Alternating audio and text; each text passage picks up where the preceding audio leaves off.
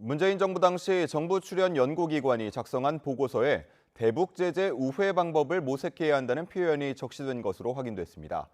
남북 관계가 순풍을 타고 있던 시기, 과학기술 교류 협력을 위한 방안이라고 하지만 기존 국제사회 규약을 사실상 무력화시킬 수 있어 정부 산하 기관의 표현으로는 부적절하다는 지적이 나옵니다. 임성재 기자의 보도입니다. 문재인 정부 시기인 지난 2019년 말 한국과학기술정보연구원이 정부에 제출한 56쪽짜리 보고서입니다.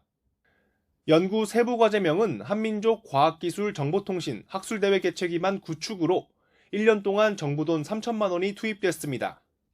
그런데 이 보고서에 대북제재 우회 방법을 모색해야 한다는 표현이 여러 차례 적시된 거로 확인됐습니다. 표현이 처음 서술된 건 교류협력 과제의 선정을 설명하는 단계였습니다. 지적재산권과 보건의료 등 대북제재 면제 대상과 제재 우회 방법 등에 대한 모색도 필요하다고 적은 겁니다.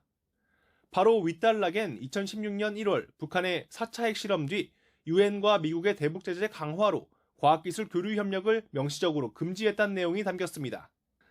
남북 과학기술 지식교류 사업의 필요성을 언급하는 과정에서도 대북제재를 우회하거나 면제를 받을 수 있는 분야, 주제, 사업 방식을 지속 고민해야 한다고 썼습니다.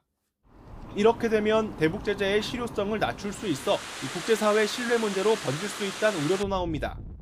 북한에 부과되는 제재를 우회한다라는 것은 기존에 부과되는 제재의 효용성을 낮출 수밖에 없는 그런 검토가 되기 때문에 비핵화 협상에서는 매우 부적절한 그런 상황으로 연출될 가능성이 컸던 것이죠.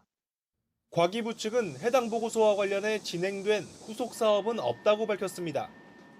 남북 교류 협력 시기에도 연구상 표현과 교류 범위 등이 북한 비핵화란 원칙에 오해를 불러일으켜선 안 된다는 게 전문가들의 지적입니다. YTN 임성재입니다.